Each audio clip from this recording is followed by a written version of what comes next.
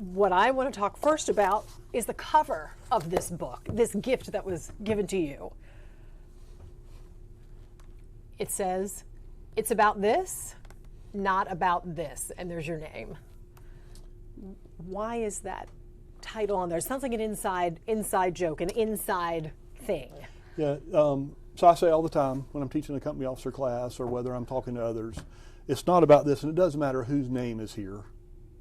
When you make it about a person or a group of people versus the organization, you're making it about the wrong thing. You can always lay your head down at night if you make your decisions based off what's best for the group as a whole, versus if you're making a decision for my friend Joy or my friend Eric, right, or for Keith. It's not about one person or a group of people. It's about what's best for this, and you can always rest knowing you've made the right decision if you do that. It's not always the most popular decision, especially with your close friends or the people that you work very closely with every day, but it's the right decision, and I've always lived by that. Every decision I've ever made on this department has been about that. And so Pross, in his infinite genius and his creative mind that he has, he came up with this when he gave me and put that on the cover of the book, and I've been showing that book to everybody. That book means something to me, the work he's done on it. We are going to talk about what else means something to you with this retirement. Wow. How many years have you been with JFRD? And I know you started off in Nassau County, 2 years with the fire department there. How long have you been with JFRD? 29 years. And I tell everybody, it's not the position I sit in now, but 29 years ago I got my dream job. And that was to work for this department. And it has been an amazing ride. Changed my life, changed my family's life. And when we started the Fire Chief Scholarship Program, the reason I did that was because I wanted others to have that same opportunity that I did, because I grew up with not a lot. And this department allowed me to get where I'm in a comfortable place in my life, and my kids are, you demand more out of your kids, right? And they demand more out of their kids, and so on and so forth. And this job allowed me, not the position I'm in, but the fire department itself allowed me to get on this different set of tracks, right? My family was like in these ruts. And everybody, look, I had a great mom and dad, a great family, loved me, did just amazing home. Just didn't have a ton. And we were kind of like just generationally hung in these ruts. And when I got on the Jacksonville Fire Department, it allowed me to get on a separate set of tracks going up this way. Allowed me to become college educated and move up through the ranks, and it changed my life. And of course, like I said, I demanded more out of my children. Now I've got a son on the job. I got a daughter that's a registered nurse. They're in a great place, and they'll demand more out of their kids, and so on and so forth. So the department it truly was life-changing for me. And this emotion that I'm seeing, is that for the love of the department? Is that for already missing it and saying goodbye? Is that being excited about what's to come with your family? It's about the fact that what the departments did for my family, did for me personally. Robin's daddy was on the job for 32 years. Robin always said when we first got together, I wasn't a fireman, and she said, "I'm not marrying a fireman," because she had lived it with her daddy. And your wife. Yeah, and she said, I'm not doing that. And then I go home and tell her one day about, I think we've been married about 8 years. I go home and tell her, I think I want to go to fire school. And she's like, I told you I wasn't marrying a fireman. But she supported it 100%, and it's been, like I said, it's been great for both of us. And like I said, now we've got our son on the job, and he's been on almost 9 years now. Hard to believe, but it's been an amazing ride. What did Robin think when you said, "I think I'm done"? I think she was ready more than I was. It really, it's been a great position that I've been in here. But it's not about this. It's about what's best, what's best for the troops, for the men and women, because they're the ones that make us the greatest. And so it's 24/7. Phone rings all hours of the day and night. Things are happening all the time. Look, when we're down here, keeping the city going in storm, she's home by herself, and so she's ready. We got Jenny and Josh have Walker, who's turning 3 at the end of July. So that's your daughter and son-in-law. Yeah. And they're out in Arizona. They're in Arizona with my grandyoungin, who is the light of my life. And, You know, so it's just time to spend some time with them. I knew after we had made the announcement, and look, this really started last fall, is when we started. Your thought process, or Yeah. discussing it with your family? Well, Robin and I had been talking about it, but I almost left last fall, and just kind of wasn't in a comfortable position as far as what I had lined up to do next. I wasn't sure about it, so I just waited. And then in January, we just kind of said it's time to start getting everything ready to. Now, we announced it obviously in May, but it was already in the works since about January. But I was sitting in city council after we had announced to the public that I was going to retire, and I get a text from my daughter, and she's pregnant again, and she tells me, "Dad, turn the volume down and just watch. I wanted you and Mom to be able to do this together. But obviously I know you have to work, and I'm sorry that y'all couldn't be there to do it live and together." And it was a video of them doing the gender reveal on the new baby. And I'm like, this just solidifies that this is absolutely the right decision. When I'm having to miss those kind of important moments in life, it's time to, I already knew it was time, but it's time to move on to a different segment of my life. For the public, even though behind the scenes you were talking about this and discussing this, and thinking about this, for the public, it just seems so sudden that, the talk started and that you were forced to leave. Is any of that true? No, ma'am, not at all. In fact, the mayor, when we sat down and talked to her about it, she was, caught off guard pretty good. I'd been talking to Karen Bowling, who's my boss, had been talking with her about it, and they both had tried to talk me into finishing the last year. But it's just, it's time. You have to know when the timing's right. And, Robin has made so many sacrifices for my career. She works from home, but she keeps the house going, she keeps the kids going, she keeps everything moving. And, there's, like I said, she sits home during storms by herself.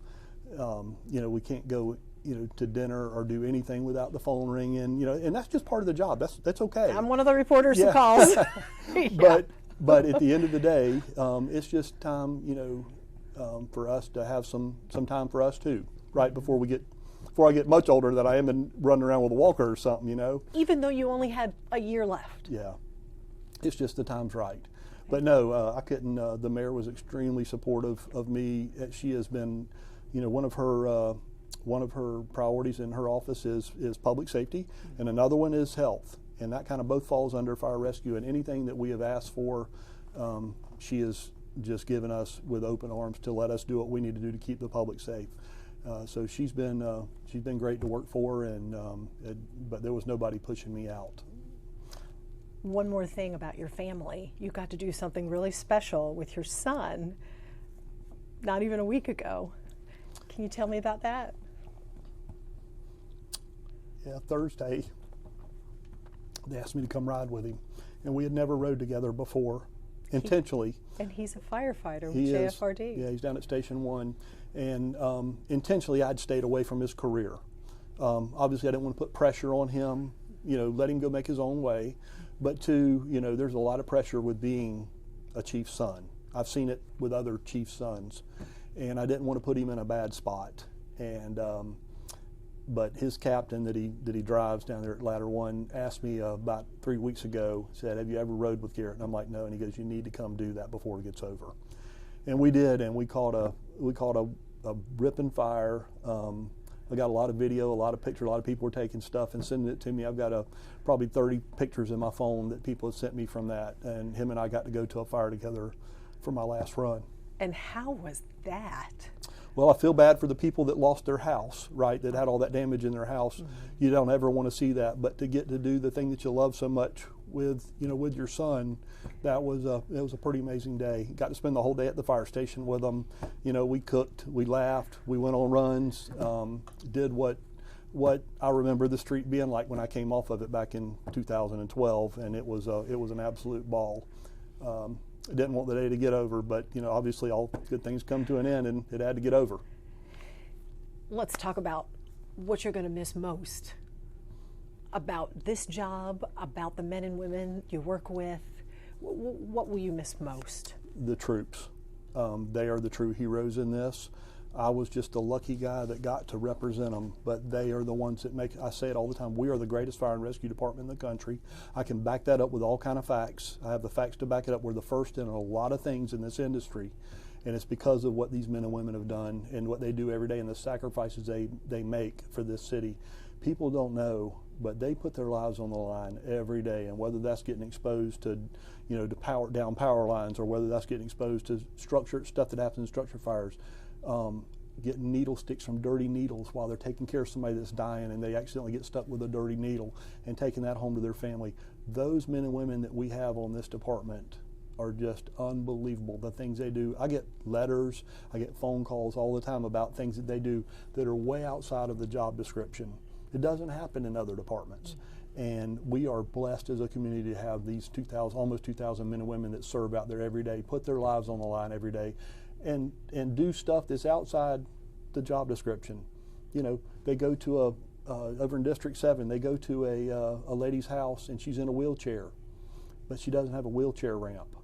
They get off work the next morning, they go to one of the home places where you buy lumber and that kind of stuff, and home improvement place. They buy the lumber and they go on their own time out of their own pocket and they build this wheelchair ramp for this lady. And I can tell you 1,000 stories just like that, where they just give back to this community so much because they love the community that they serve. And that is the proudest thing for me about being here. Is what I'm gonna miss the most, is being part of that, being part of seeing what they do out there every day. You mentioned a lot of firsts for this department. Successes, any that come to mind that you are most proud of? Everything this department's done that we're first in, I'm proud of. If you ain't first, you're last in my book, and anybody that's worked around me knows me. I want to be the best at everything that we do. But the troops are what does that for us, because they come up with these ideas, they come up with a vision. They call me to the side and go, have you ever thought about this? And then we can take the ball and go across the street and get it moving. But it's things that really are game changers for this community. And that is the thing I'm most proud of, is all of the things that have happened, the things that we've done, have been from ideas from our men and women that serve out there every day. It's not Keith coming up with all this. I'm just a lucky guy that gets to push it forward to the mayor's office, to push it to council, and to get to represent them, but it's the men and women that do it for us. Any points in your career that stick out the most? I know, going back to before you were chief, 1998, Katrina, you went with the Urban Search and Rescue Team and you helped there. You've been involved in so much in the field. Any of these situations that will stick with you forever? Any memories that are just ingrained and into your mind? Yeah, my first officer, captain named Lloyd Ray, and he's dead now. He died in 2006 of cancer that he contracted while fighting a pesticide fire on this job. Again, sacrificed his life for this department. But when I went to 17, he was Station 17. Station 17, yeah. He was the guy that was, one of the guys known on this job as one of the baddest firemen we had on this job, in a good way. And when I got over there, he told me, he said, you're fixing to become part of something bigger than yourself. You're fixing to become part of my family. And he said, not just here at Fire Station 17, not just on the Jacksonville Fire and Rescue Department, but my real family. And he meant that. And him and Miss Mary Ann, which is his wife, they took me in, me and Robin, they took us in basically and made us part of their family. So much so that, like I said, he died in 2006, and still today, I know 2 or 3 times a year, I'm going to get a text from Miss Mary Ann that says, son, just checking on you. Or I know about December 15th every year that I'm going to get a Christmas card from her. Just checking on you, Merry Christmas. And that investment that they put into me really sticks out as one of the absolute highlights of my career, because he not only made me a good fireman and taught me how to be a good fireman, but he also taught me how to be a good person, how to treat people around you, and that really sticks out to me. Any things that you're not going to miss? I know one of the toughest parts of your job is having to go to someone's home and tell them that they've lost a loved one on the job. So I don't know if that's it, but are there any things that you're not going to miss? Yeah, that is the toughest part. We've had Eric and I were talking about this morning about the number of line of duty deaths and active duty deaths that I've had the unfortune of having to deal with. And that's terrible because, you know, when you go up to knock on that door and that loved one opens the door, they know. When they see me standing there, they know. And it's very similar to what you see in the movies, right? They just immediately, you know, start screaming because they know I'm not there to, you know, for nothing but bad news. That's probably the one thing I won't miss at all about this, because you just it's a terrible time in their life. You know, most of these folks I've known, you know, a good part of my career, and I'm close with them, and then you have to go be the strong one for the family, and that's not always easy, but I won't miss that at all. I'll tell you the other thing, kind of jokingly, that I won't miss, and that's sitting in city council meetings every other Tuesday night. I have no choice but to be there. The chief has no choice but to be there. And why do you say this? Just you know, it's they go late into the night, and again, Robin's home. I can't go. You know, we eat dinner together every night. I can't have dinner with her on that Tuesday night, and just sitting in there. They have an important role. City Council has an important role. They have an important role in this department, in this, you know, in funding this department so that we can provide for the city. But just having to sit there, be locked down every other Tuesday night, I'm not going to miss that. Nothing. I love all 19 of them. They are my friends, and we've done a lot of great work together. It's just just the force to be there every Tuesday night. Fair enough. Any regrets during your career? Anything you wish you could have gone back and done over or would have done differently? Yeah, I don't know. It's been I've had a blessed career. You know, sure there's little things here and there that you probably, hindsight's 20/20, but the majority, no, I would have done everything the same. I would have come on at the same exact time that I came on the job, come on under that first officer that I talked about, Lloyd Ray, who was an absolute star. I got a lot of credibility just because I came on under him, because they knew, everybody out there knew that if you were basically raised under Lloyd Ray, that you were okay, you were good. So I don't think I wouldn't have changed my first chief. My first chief was Miles Bowers, who served in the role that I sit in now twice. 2 different times he was the chief of the department. Served this department for 56 years. Think about that for a minute. That's 2 years less than I am old. And for some, that's 2 career lengths. Yeah. Yeah. And he also he was a World War II fighter pilot. Flew the Flying Fortress in World War II before he came on the fire department. So and he was my first chief. I mean, I have been blessed beyond just unbelievable. For Robin to support me like she supported me. You know, the kids have been there. They there was a lot of sacrifice for them. Days I was at the fire station, and couldn't go to their ball games or to their events because I had to work, and they've been right there with me the whole time. And so I've just been blessed every which way. So I don't have a lot of regrets when it comes to this department. It's been I say it outside of my family, it's been the greatest thing that ever happened to me. It really changed my life. Your daughter and her family live in Arizona. Your son's here, JFRD.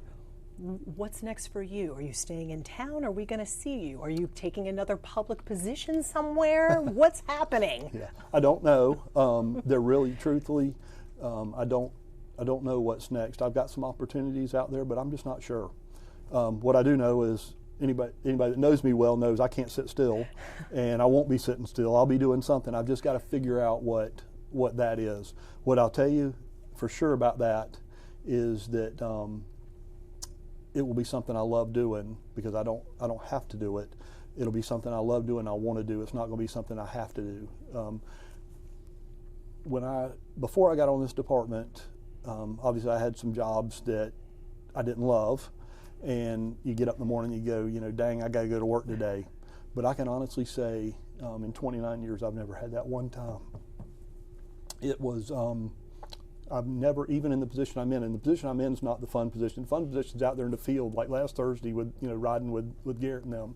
But it is, I've never had a day where I get up at 4 every morning, and I've never had that feeling of, dang, I have to go to work today. I get to go to work.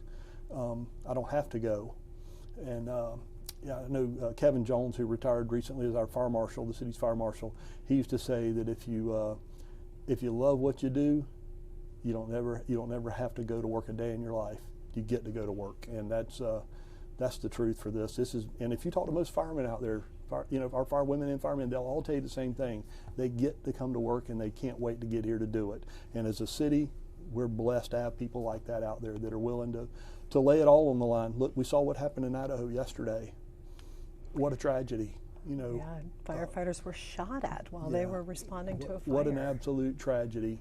But I guarantee you that if you could go back and talk to those two, they would tell you that they couldn't wait to get to work yesterday morning. And that's just the industry, how it is. Our men, and we're blessed to have those type of personalities and those type of people serving in this city. They are the reason we're the greatest. And you make reference to the two who were killed in that incident. This city, you were from here. Any message for the people of Jacksonville who are saying, see you later, see you around, see ya? I'll see them all, right? I'm not going anywhere. We'll be here. We're going to take a little bit of time and go do a couple things for a little bit. Just Robin and I just go see the grandbaby. He turns 3 at the end of July, and we're going to go see him. But we'll be around. But here's what I know. This department is set up in perpetual motion, and whether I'm sitting here or the next person, this department's going to continue to go on. It always has. I remember in 2004 when the first big drop class hit, and all those old retirees were going out the door, and they're like, department's never going to make it. Well, we made it, and we improved on it. That's how firemen do. And let me tell you what's going to happen. This afternoon at 4 o'clock, the mayor's going to announce a new fire chief. And you know what the department's going to do? It's going to continue to go forward, and it's going to continue to get better, and it's going to continue to be the greatest. And it's because of not who the fire chief is, but because of those men and women that serve out there every day, that put it all on the line for this city. And so this department's in a good place. It's always going to be in a good place, and we're blessed because of that. This conversation will be posted after that news conference. Is there anything that you can tell us about how you feel about this next person? So let me be very clear. I don't know who it is. One thing I asked Mayor Deegan when we made the decision we were going to go public with the announcement was she asked me about input on the next person, and I told her that I did not want to be involved in that, and I have not been involved in it whatsoever. And there's a reason why. There is a fraternity of former fire chiefs that are out there. Chief Alfred, Chief Wilson, Chief Moreland, and Chief Barrett, I could name a whole bunch of them. And that fraternity, as the fire chief, you always have the ability to call that fraternity. Anybody in that fraternity, you can pick the phone up and you can call them and you go, I'm dealing with this. Have you ever seen it before? What do you think? And they have always been there to give me that support and help, and I've used them a lot. There's no sense in learning. You learn from other people's mistakes. No sense in making that same mistake yourself. And I've used that a lot. Well, I felt like if I got involved in helping with the selection process, and I recommended this person over here, and the mayor decided to go with this person over here probably is not going to have that comfort in calling me and asking for help or anything that they need. And I did not want to be part of that, so I just asked to be removed from the process, and I've been that way the whole time. So today at 4 o'clock, I'm going to be there right with y'all, getting the surprise to figure out who the next leader of this department is going to be. But whoever it is, whoever she selects, I know she'll choose the right person, and that person will continue to lead this department on to greatness, just like it's always done, because they've got that almost 2,000 men and women behind them that are constantly coming up with these great ideas and these great initiatives that make our department what it is. Last question for you. We, as the public, have seen you and the team go through a lot. The Doro Rise apartment fire was one of the latest ones. The fire at the airport garage that partially collapsed. Seeing all of this, what is your message directly to the troops? I know you consider them your colleagues, but what message directly do you have for them as you're leaving, as not all of them will get a chance to say, high five, thanks so much, it's been great. Yeah, no, keep doing what you do. Keep doing what you do. Keep, in typical fireman fashion, they've always got to try to outdo the generation that was before them. And I want them to keep doing that, because as they keep trying to outdo the generation before them, it just keeps driving this department up to to greatness, to greater heights. There'll be a lot more firsts coming, and I look forward to seeing what those are. The vision of the new generations that are coming on are different than my vision, and that's okay. We need that, but they are the reason we're the greatest, and I challenge them to keep doing that. I couldn't be prouder of them. I couldn't be prouder of the other day getting served beside them and getting to represent them, just to be their voice. But they are truly the heroes in this whole deal. It doesn't matter who sits in my seat. They're the heroes, and that is the message I want them to know, that I couldn't be prouder to get to represent them, because of some of the things they do that you never hear about, the public never hears about, because most of them won't tell anybody. I'll get a call from behind the scenes, or I'll get some other official from another town will call me and go, man, you don't know what your folks just did off duty. You just interviewed one of them the other day, Matt Kennedy, right? Mm-hmm. No, Matt and I went to fire school together. We went to EMT school together long before we ever got on the fire department. I've known Matt a long time. Matt's always been that, but Matt's the guy that'll never tell anybody about what he does. It just happened that the right person knew what Matt did, and the word got back to me, so I could share the story where Matt saved. But there's 2 people alive today because of what Matt Kennedy did. Mm-hmm. He is an absolute hero. That's how all of our folks are. They're all willing to go above and beyond, and that is my proudest thing. It's like being a proud parent, right? Look at what they do, and that is what I want them to know, is how proud I am of what they do out there every day. Well, we in the media are going to miss you too. It's been a pleasure working with you. No, it'll. I promise you, about 2 weeks, I won't even know my name. Thank you so much, Chief. Absolutely.